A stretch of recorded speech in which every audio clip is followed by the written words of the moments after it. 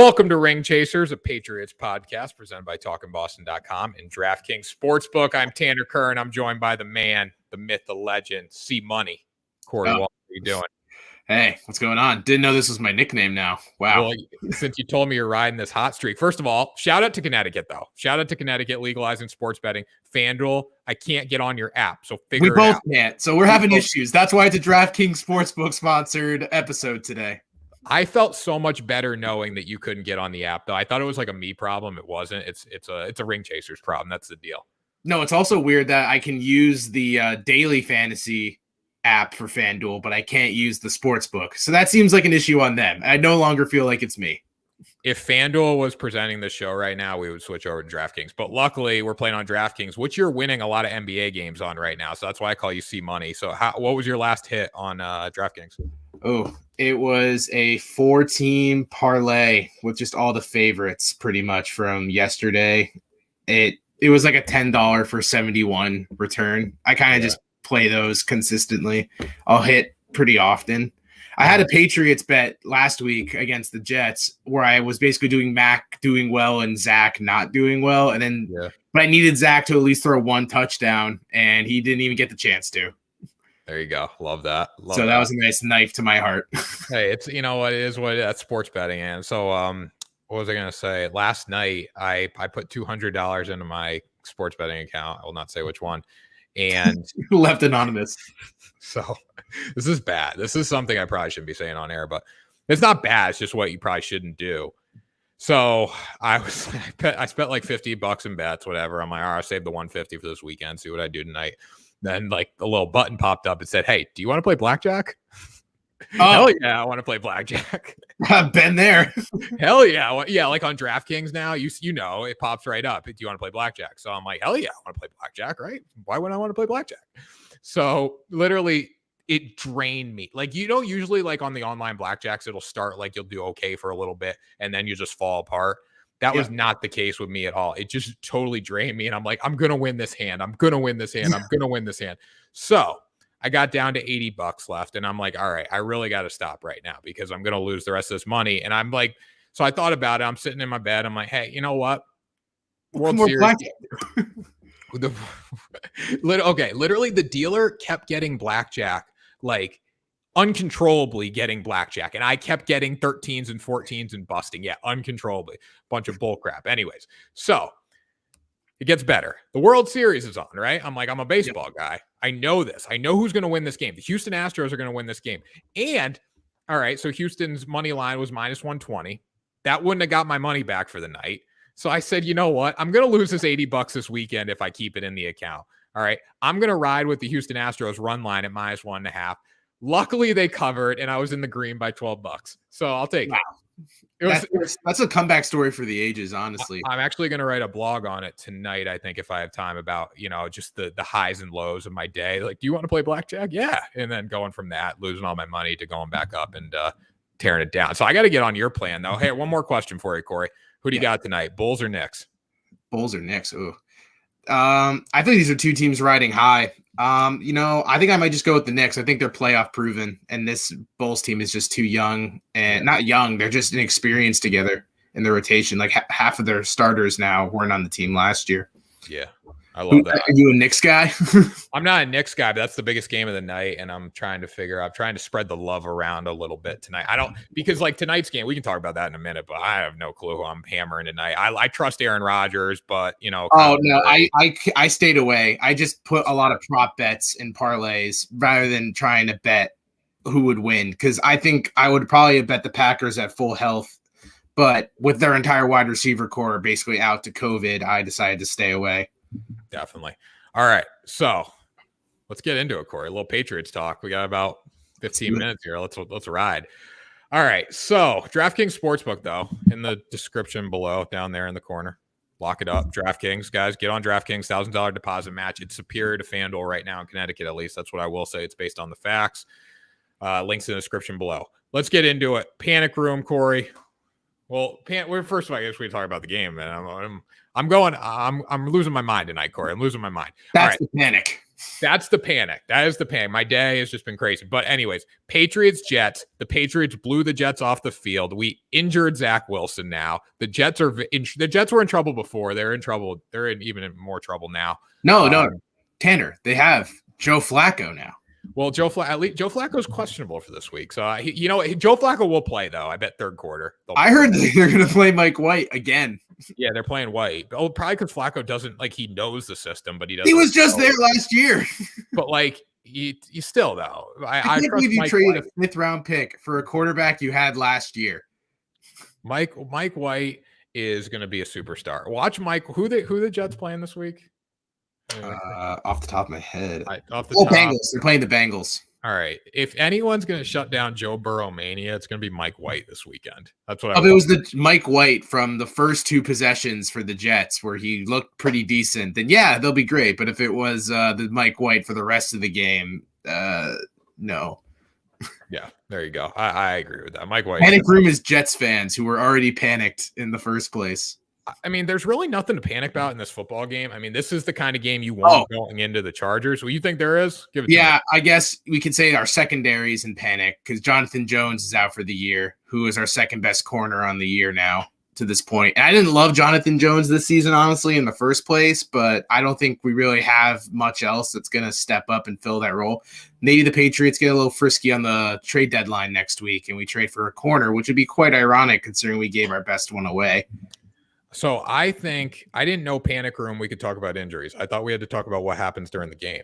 Breaking rules here, Corey. We have no rules. That's the rule of number 1 of Ring Chasers. That's the rule of panic room. We have no rules whatsoever here. Yeah, I think secondary is a point of concern. Now we're 3-4 right now. I don't think we're making the playoffs by any means. You think we got a chance? 40-60. 40-60 not make it? Yeah. Yeah, I agree with that. I'd say Mac Jones looks like a freaking superstar, though. What's his girlfriend's name again? You're the one who's obsessed with her. How do you not know? What's her name? I'm drawing a blank right now. What's her name? Shoot, whatever. Tanner's mental health. That's my panic room tonight. Is Sophie Scott? Noble Sophie Scott. The crazy part about the Patriots to me is I don't know why I'm riding this irrational confidence. If we were I've heard this before from other people, but if we were we could go to the Super Bowl off moral victories, we would be undefeated right now. Yeah, I agree with that. Because we played close in all of our losses except for New Orleans, and then we've only beaten Zach Wilson and Davis Mills. Davis Mills is a freaking superstar. Davis Mills only looks like a superstar against us, which makes me more concerned about this team. Davis Mills is the future of the Houston Texans, just to let you know. Well, it's not Deshaun for reasons that I don't feel like getting into. Definitely not. We don't have enough time to talk about Deshaun Watson tonight. Well, I wouldn't even have time to talk about one case, let alone 11. A million. So, but it's unofficial. He's not going to fight it. So that shows that he's a good guy. 11 and counting. Right. What do you think DraftKings Sportsbook is for how many of those cases get dropped? Over, under, 9. Honestly, though, you could probably find an offshore sportsbook that has lists Deshaun Watson over under sexual assault cases. Probably. How many do we not already know about? Over, under 3. Over. Hammer the over. Hammer it. It was 22, isn't it? It was 28, and then it dropped down to 22. A measly 22. Yeah. You don't hear about that with Mac. The only over-unders you get are how many chicken fingers will he eat, which is always over under 10. And that's the type of quarterback I like. One that the over-unders involve fun things like food. How many Bud Heavies did Mac drink after Natty Lights? If he's embracing the college days, how many did he drink after his 300? Did he throw for 300 last week? Yes, he did. Yeah, it's his first time ever. Wow. How many Bud Lights did he drink after 307? We might have to switch the gimmick of Mac Jones's food. I don't know if you saw what his pregame meal is. No, I didn't see it. I might have to break news to you. It's spaghetti, steak, and eggs. All together? All mixed together. He says he has that as his pregame meal, whether it's Thursday night, Sunday afternoon, Sunday evening, Sunday night, Monday night. That is what he'll eat every game. Wait, but if you've ever been to hibachi, they kind of do that. Like if there's soy sauce on it, like if you put the soy sauce, that's what it is basically. Noodles. I don't know what Mac really puts it in. I don't know if he has it with marinara or if it's butter sauce. I don't know what he's doing. I would hope it's not butter, Mac. You're already kind of chunky in the first place. Maybe stick to a lean marinara if it was me. Mac Jones is he's so good. Like honestly, like he's the best quarterback out of all the rookies right now because he's in the best system, but he is the best quarterback. Yeah. For sure. I mean, it was a rough week for the rookie quarterbacks, except for the ones who were on bye, who honestly had the best time. Oh, yeah. Well, Trevor Lawrence. Because Justin Fields was awful. Yeah. When Trevor Lawrence played that London game against the Dolphins 2 weeks ago, I almost broke my television screen. When Urban did the fake, like he was going to go long, he did the quick. Corey, I'm not joking. I almost threw my remote through my television screen. It's all right. I almost threw my remote through my television when we once again didn't give a touchdown to Jacoby Myers when flags just get in the way of it every time. Hey, you know what? That's the way it is. It's adversity. That's what Bill Belichick loves. He loves adversity. My question is, will Jacoby Myers get worse once he scores a touchdown because he's just so hungry to get his first that after that his whole drive just leaves his body? It's gonna go two ways. You're either gonna taste it and you're gonna be like, I want more. Like it's like Mac eating the noodles and the eggs and stuff. Like, I want more. I want another one. Or it's gonna be like, I'm gonna fall apart and I'm good. I found the end zone. I'm good. So yeah, we'll see. Jonas, that's our guy. That is our guy, man. There we go. I got my jersey in my closet. I got the Bruins. You're just business professional, honestly. You're just showing me up. I didn't know this was gonna be a corporate meeting. If I did, I wouldn't have done this. You know what? I got a new jacket. I got to roll with it a little bit. You know what I'm saying? I didn't know this was your betting show, your NFL picks. They get quadruple the views of this. Yeah, we got to talk about it. I have no clue how that does that. Honestly, one person this week, I got to give a shout out to whoever this is. We are just never going to talk about this. We're out. The other show that's coming up next, whatever it is, they got to wait a little bit. We're having too much fun tonight. This one person said I could talk a lion off the back of a meat wagon. I thought that was. Oh yeah, I saw that on Instagram. That was a good one. That was like the best comment. Like that was the nicest comment. It was the nicest thing anyone's ever said to me. I was like, I could talk a lion off the back of a meat wagon, and I went 500. Yeah, you know, I only said happy birthday to you like a week ago, but I guess that means nothing apparently. So fuck me, I guess. I'll tell you. I'll come up with something close to being inspirational as that, I guess. I really appreciate the birthday message, Corey. I felt bad because like we didn't talk that whole week and I get a birthday message. I'm like, I'm an asshole. Yeah, that's how the seeds are planted. There we go. All right, let's get going here. Jonas Gray Award of the Week. I know is like the award that like we're gonna give and then like we forget about him, but I'm gonna give it to Mac Jones. I mean, 307 yards. He popped his 300-yard cherry. We got to go with Mac Jones this week, or we could go with Damian Harris. I could go with Damian Harris too because he broke 100. I think we made the co-award winners. I am gonna go for the definition of Jonas Gray Award winner of the week, and I am giving it to JJ Taylor, who found the end zone twice against the Jets. Because you know why he's getting it? Not because he had a super great performance, but because we're probably not going to hear that type of performance from him for the rest of the year, and that is what Jonas Gray is about. Yeah. It's hard to find that every week, though. So this was a great time to actually slip it in. JJ Taylor, 9 carries, 21 yards, and 2 touchdowns. It's impressive. Brandon Bolden, too. You got to give it Brandon to him. Bolden is the new James White, which is a sentence I would never have thought would have came out of my mouth. But he is our receiving back somehow. That's horrifying. Corey, where's Ramondre? Yeah, you know, also this probably is why your mental health is in the shitter. I mean, Ramondre goes from scoring his first career touchdown against Dallas a week ago to going back into Bill's doghouse for no reason and gets the healthy scratch. I miss Ramondre. Like, I don't know why. Like, this dude could be so valuable to this football team. Like, we'd be undefeated if Ramondre was just not a healthy scratch every week. We would be undefeated also if he didn't fumble in week 1, which put him in the doghouse. We should have never lost that game. When you think about how bad Miami is and how bad Tua Tagovailoa is at playing quarterback, we should never lost that game. The way I look at it is last year, the Jaguars in week 1, I think, beat the Titans. And it was either the Titans or the Colts, and they didn't win a game for the rest of the year. So week 1 doesn't mean anything. Good point. It means something in the standings, though. It means something to Miami because without us, their fans would be also in an insane asylum and seeking counsel. for themselves because Tua Tagovailoa can only hold himself to that one win and be like, man, that's what it's all about. Don't trade for Deshaun. I can't wait to play the Dolphins again because I think Tua is just not a good quarterback. I don't think it might not be Tua though. It's going to probably be Deshaun from what everyone's saying. Or where's Cam going? We got to get Cam watch. Let's throw it. There's 4. I saw something on Instagram, like 4 teams. Like, where's Cam going? I'm like, I don't think he's going to any of them. I know. That's what I thought too. I'm like, are we doing this right now? Like, I think it was FanDuel. Another shout out to FanDuel for really making like really weird moves. Cam hasn't been signed when like 5 starting quarterbacks have gone down due to injury. If it hasn't happened now, it's not going to happen. You know that clip though of Cam from like the barber shop or whatever? Oh yeah, the LeBron show, the shop. Yeah, when he's like, you think there's 32 better than me or 31 better than me? Like talking about the starting quarterbacks.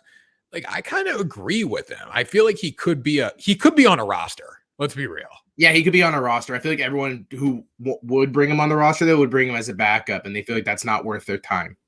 Yeah, well, because he's not a backup personality. That's the problem there. Yeah, I think the Patriots kind of hurt his image that way. Yeah, they cut him for that very reason. Yeah, and his YouTube videos was Friday Fit or whatever. What's he do? Like Feel Good Fridays. Feel Good Fridays, Cam. You're not making me feel good, buddy. Not making me feel good, Cam. His wallet's not feeling good, but thank God he has that YouTube channel. There we go. Hey, next Cam. He's still making bank off his YouTube channel. Like he's making bank off every. He's good. He's got like 16. How many kids? He got 5. I was gonna say 16 kids. He's not Antonio Cromartie, Tanner. Jesus. He's got like 5 kids. They're all good. They're all gonna go to college. They'll be good. He's got plenty of money. So Jonas Cam watch is good. We're rolling here inside the hoodie a little bit. A little Bill Belichick action. Here's what Bill Belichick's saying. It's a good win. Good win. Guys did their job. Guys, we can do a lot better. That wasn't good enough. Yeah, and you know what? That's Bill Belichick. I love Bill Belichick post-game press conferences. Like I will listen. Like when they pop up on my Facebook watch, I will listen to them because he's hilarious. Like the dude is hilarious. The absolute despise he has for the Jets is hysterical. It seems like he only pulls out these like absolute blowouts, no foot off the gas when it's the Jets. And they were complaining, like New York was complaining that we ran the score up. Well, if you don't want to run the score, like be better. That's why I always said like about that, like don't want to run the score up, just be a better football team, get better. Yeah, I mean, it's not like we had Mac Jones in for the entire game. You got scored on by Brian Hoyer. Yeah. That should say a lot. Yeah, well, I mean, the Jets just aren't a good football team. That's what it comes down to. I think they were all pissy too, because like when Zach Wilson got hurt, we still tried to move the football. I don't know. I mean, it was 17-3 at that point, so I don't think we really were at our complete point of dominance by then. Mac was just getting warmed up. His body was absorbing the protein that the eggs and the steak he had that morning provided for him. You know why Bill Belichick's a real one? Why is that? He was running up the score for the sports bettors of America because he knew 17-3 when Zach Wilson got hurt. It was too close to call. We had -7. You know what? He wanted to run that score up for us because he cares about betting. That's why. He wanted to get in the mind of Jets brass to think, after when Mike White scored that touchdown right when Zach Wilson left, they'd be like, do we have a quarterback contest on our hands right now? Make them second guess themselves, Jedi mind trick. Just go like, wait a minute, Mike White. What if he's the Brady and Zach Wilson's the Bledsoe? What if we're seeing the opposite of what just happened? Zach Wilson will be a bust. That's what I will say. Zach Wilson, because he's in New York partially, but like we look at Sam Darnold. I mean, we're getting freaking Broadway Sam in Carolina right now, and it's not pretty without Christian McCaffrey. Yeah, I was going to ask, who would you rather have if like you're a New York fan? Would you rather have Daniel Jones be the face of New York quarterbacks or Zach Wilson? Daniel Jones, 100%. 100%. I feel like they're kind of equal to me, and I just know what Daniel Jones is, and I don't know what Zach Wilson is. So it's kind of it's a toss-up. Daniel Jones reminds me more of like an Eli Manning kind of guy. Like I don't think Eli Manning was that great. I don't think Daniel Jones is remotely close. Really? Well, I think I never thought Eli Manning's a Hall of Famer. There's all these Giants fans that like will be like, Eli's a Hall of Famer because he won 2 Super Bowls. Like Trent Dilfer won Super Bowls, and no one's saying Trent Dilfer is going in the Hall of Fame anytime soon. And also, Eli Manning's defense was insane both years that he played. I mean, yeah, he had the two biggest plays he was involved in, but they weren't the ones that won the game. And they shouldn't have even been the helmet catch. Like, that was lucky. Yep. But again, like when we look at our Super Bowl against the Seahawks, the interception and the goal line, that was kind of lucky too. If they would have just ran the ball, they would have won the game. Giants fans, if you think Eli Manning should go in the Super Bowl, the Hall of Fame for winning the Super Bowl, then Nick Foles is knocking on that same door. Yes, 100%. 100%. Let that sit with the Giants fans. They love that commentary about Eli. Yeah. I you know what? Ever since the Peyton and Eli broadcast on Monday Night Football popped up, I'm actually an Eli fan now. I think he's hilarious. I think they're both. I think they're fine. I like both of them. I think they're really funny people. I just don't have to like either of them as rivals to the Patriots. Oh, yeah, 100%. All right, quick hits. What are we hitting quick tonight, Corey? Defense looks good, but it was against a bad offense, so I can't really take away. Mac Jones is clicking. The offense looks a lot better. We're involving the tight ends a lot more. That's a good start. Hunter Henry and Johnny was doing really well until he got hurt, but Hunter Henry's had a touchdown in like 4 straight games or 3, so that's a good sign. And then Kendrick Bourne is getting heated up. I think this offense is taking a turn. I wouldn't be surprised if the Patriots are heading towards the toughest part of their schedule right now, outside of us playing Tampa, which was like a single. Tampa and Dallas was tough, but this looks like this could be a good stretch to determine whether this is it. Like if we don't win at least 3 of the next 4, I would say our chances are done. Yeah, 100%. And you know what? I don't think we're going to make the playoffs either. I'm more on that 60% side, but the improvement that we have made this year has been fun to watch. Every media expert out there who claims that they are a quarterback whisperer has said that Mac Jones looks just phenomenal, which honestly, I always like him back and forth because, when you hear about these rookie quarterbacks, like when Herbert, Mahomes, like the elites come out of the woodwork, you think they like are gunslingers, and Mac's not a gunslinger. So like, as I've said before, sexy just doesn't sell. And it honestly hasn't sold itself fully to me to thinking that Mac's in the same category. I saw an article that former Patriots quarterback Matt Castle put out on NBC being like, is Mac Jones comparable to Justin Herbert? And that title alone kind of made me like, be like, how are people thinking of these two in the same? But when you kind of look at their stats, even this year, outside of like the touchdowns, it's pretty identical. Mac Jones could win Rookie of the Year. I think Jamar Chase has that locked up. I don't want to step on your parade, but I thought the same. I'm like, Mac could win it. And then I'm just like, literally Jamar Chase has scored like a 40+ yard touchdown in what feels like 6 straight weeks. And if the Bengals are at the top of the AFC, they're not going to be at the top of the AFC by the end of the year. They are now, but if they're at the top of the AFC North at the end of the year, that's Jamar Chase's award. Guess who's going to shut down the Bengals this week and Jamar Chase? Mike White. The New York Jets. And Mike White, yes. And then Joe Flacco in the 4th quarter. So, I honestly would be pumped if the Bengals won the AFC North because I don't want the Ravens to win, and I feel like they have the best chance. Oh, the Burrow beat the crap out of them. And you know what, too? I was looking at the box score from that. I watched the game, but looking at the box score, I'm like, the Ravens didn't play that bad. No, Lamar was playing really well in that game. It was just, it got out of hand with like the Bengals, for what it feels like, they can just start and end a drive within 3 minutes. Yeah. And then you just blink and you're like, how am I back on offense again? Like we just punted 2 seconds ago and we're down 7. This doesn't make sense. And the Bengals defense honestly come out of nowhere. Yeah, definitely. Joey Burrow mania is running wild. Now, speaking of Joey Burrow, we got Justin Herbert this week, and I feel like they're similar kind of quarterbacks. Sex guy Justin Herbert. The glow up on Justin Herbert from like his like junior year at Oregon or sophomore year at Oregon and now is insane. The dude looks like he's a good looking dude. I couldn't tell if you're talking about his game or his looks. So like, but it applies to both. Both. He's a good looking dude. Like we can say that he's a good looking dude, and he can sling the football. I mean, he can. I'm jealous of his hair for sure. He can. I'd want the hair. Just copy and paste it on me.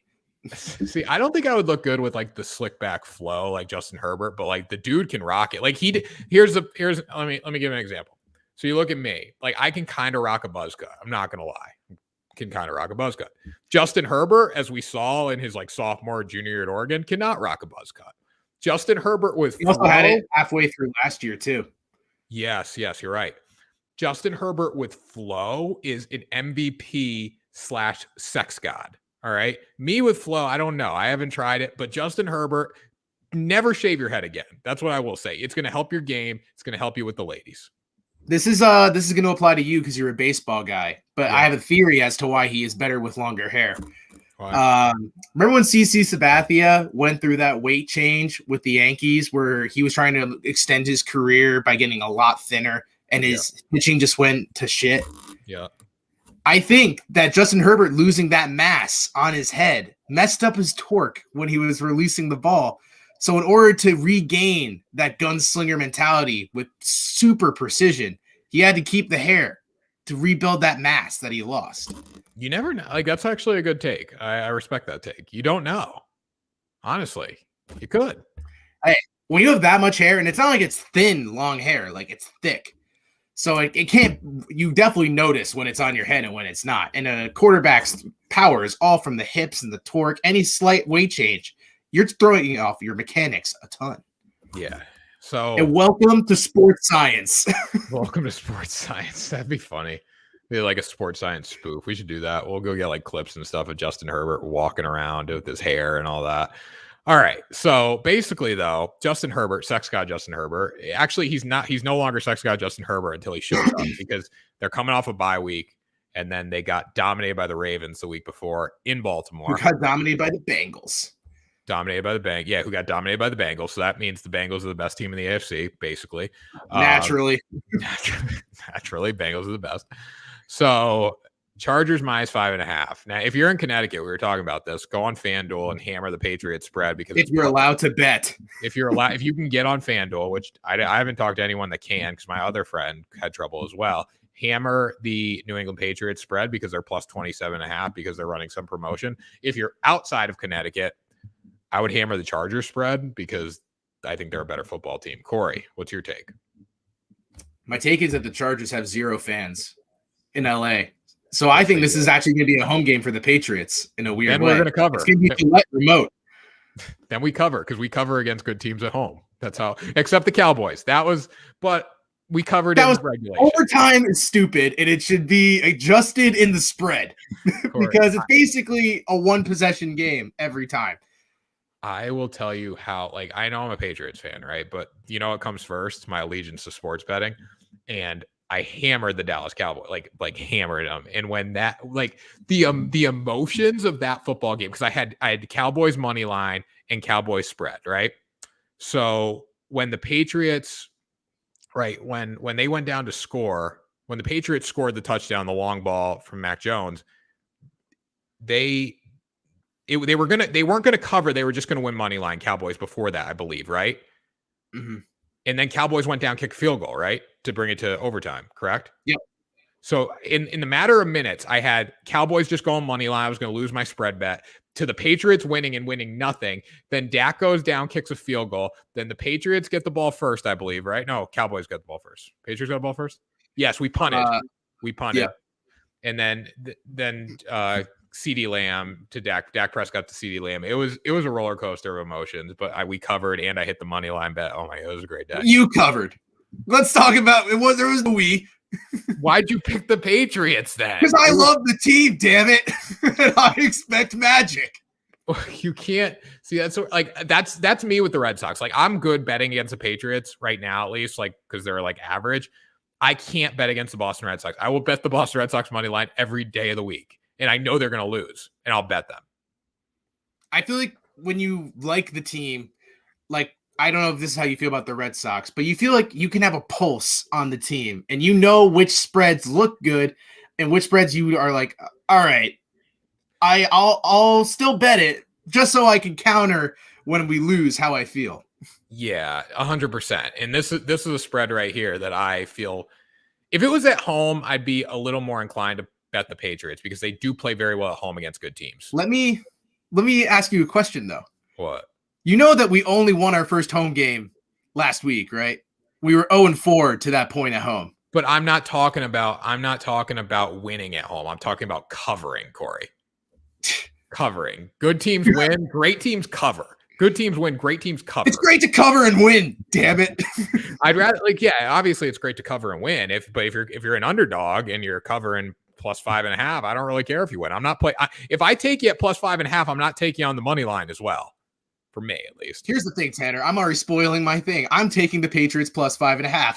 I think that the Chargers, I don't know if you remember this, we dominated them last year. We made them and Justin Herbert look like shit. And that was with Cam Newton, which, newsflash, Cam's unemployed. Mac Jones is going to dominate this team. Not dominate, eviscerate the Chargers. He is just as athletic as Lamar Jackson is. Right now, my not lock, but right now my pick is Chargers 5.5. Chargers 5.5. That's my pick right now. All right. I'm taking the Patriots, and I'm taking the over, and I'm taking the money line. A little trifecta there. I kind of like that. I kind of like Holy that. Trinity. Because when I lose all that money that I made on my past few bets on this Patriots game, it will humble me, and then I'll be ready to lose for the rest of the year.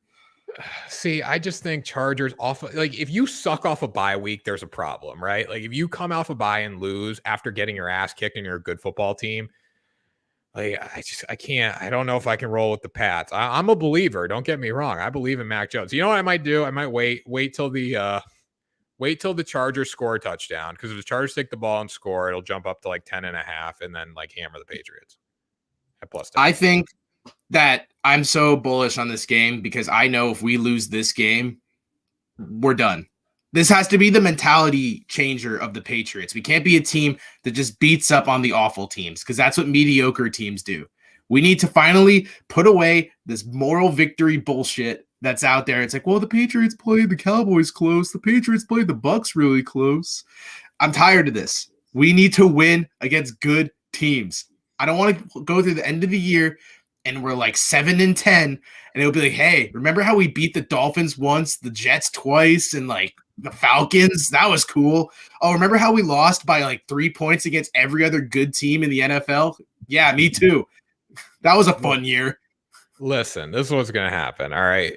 Justin Herbert is going to eviscerate our secondary. I do like the over in this game because I think the Patriots fight back. It is close. I don't think the Patriots win. They could cover. I still need time to make my decision. In my picks video before, I took the Chargers 5.5, but you've kind of convinced me that we need to win this game, and there's a chance we win this game. The thing also to keep in mind is that, going back to like a more analytical mindset here, is that the Browns gave the Chargers a really good fight, and the Browns are basically the same scheme we are. We're both very run-heavy teams, and they were able to go toe for toe. And I'd like to think that Bill Belichick's mind is better than whatever Joe Barry on the defense of the Cleveland Browns are. The Browns are getting eviscerated on defense all the time. The only time they ever play good on defense is when they play against like Teddy Bridgewater or Davis Mills / Tyrod Taylor, or just bad quarterbacks. They don't do well against good defenses. I think this is where Bill is going to just be in his Zen mode he's been in. He played a good game against Dallas. He's played a good game against Tampa Bay. He's given them the best schemes and made them struggle the most. I think he'll do the same thing for Justin Herbert, aka Sex God, aka Herbs. Corey, are you telling the millions and millions of listeners not parlay power? Geez, I'm messing my shows up. Are you telling? Let me restart this. This could change this segment. This could be a clippable moment right now. Corey, are you telling the millions and millions of ring chasers, listeners, content consumers, viewers to hammer the New England Patriots at +5.5, hammer the Patriots on the money line, and put your house on the over in this football game? Is that what you're saying? Is that what you're telling me? I'm saying if you like Western shootouts, you're watching the right game, because this is about to be the biggest battle of white quarterbacks there's ever been since Brady Manning. This is going to be an absolute slugfest. Get your popcorn. This is going to be no defense whatsoever. This could easily be a game in the 40s for both sides. This is sex god Justin Herbert versus chicken tender, sweet potato fry, Bud Heavy. Mac Jones is going to look across the field and be like, That's a good-looking guy over there. This is But who am Sophie I? Scott. This is Sophie Scott versus the Los This is Angeles my girlfriend. Chargers. I don't want to lose her to you. You'd be a great-looking couple. I can't deal with this. She plays football with me in my backyard. Justin Herbert's got about 1,000. He could have 1,000 girlfriends, honestly. Justin Herbert, that's the kind of guy he is. No offense to Justin, though. That covers He spreads. could easily use a skincare product line because he does have a decent amount of pimples for a guy in his like mid-20s. He does. It's bad. Like if he didn't have that, but like he still, you know what's amazing? He still looks good with the pimples. Good for him. You know, honestly, I don't get that many pimples, but I know pimples can destroy a guy's confidence and his chances with the ladies. Hey, you got to tip your cap. That's all it comes down to. All right. So you're going Pats plus 5.5 right now. I'm going to go Chargers minus 5.5. I will take the over. But I will go Chargers minus 5.5 right now. You know, I'm glad you can just be that way because I don't know if you remember, but on our picks show, you kind of kicked my ass in the last one we ever had because we completely zagged. Yes, and I had a great week that week. I'm glad you did. I'm glad someone did because God knows I didn't need it. All right, Corey. That was a fun one.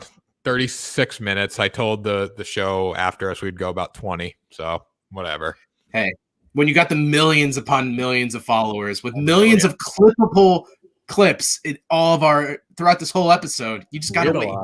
We had a lot of clippable clips tonight. It was a good show. It was fun. Half of them aren't about the Patriots, but you know what? It's all good. Hey, when you beat the Jets, I mean, there's not much to talk about. This was a more competitive game, and the rivalry was fresh and fun still, but it's not. It's kind of like just taking your grandmother to the retirement home who you knew should have gone like 5 years ago. Taking them out back. See you, Graham. Your mind's gone. You're not even my grandmother anymore. Taking them out back and letting her play on the farm, as they say. That's right. All right. Let's stop talking about killing grandmothers here and wrap this show up at Ring Chasers.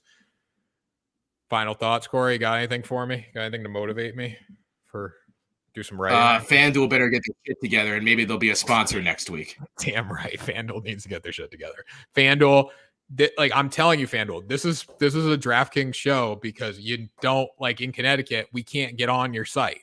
That's a problem. All right. You know how many millions of people would be on FanDuel right now if we gave the good word? Yeah.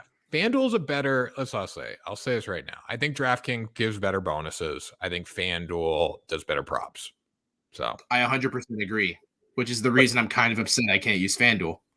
But the DraftKings, like that $1,000 deposit match, like that's great. Like initially, DraftKings also does better promotions. Like I get emails about DraftKings promotions every single day that are really good. Like give me promotions. Yeah, like there was the one again on Thursday Night Football last week where if either the Browns or the Broncos scored, you got double your bet up to $25. So yeah, I just did that. Free $25 right there. Free money. So you can't beat that. All right, Corey, let's wrap this thing up. That was Ring Chasers. Corey, I cut you off last week, so I'll let you say bye to the audience right now. Bye, millions of fans. I'll see you next week. And millions. We'll talk to you next week for another episode of Ring Chasers.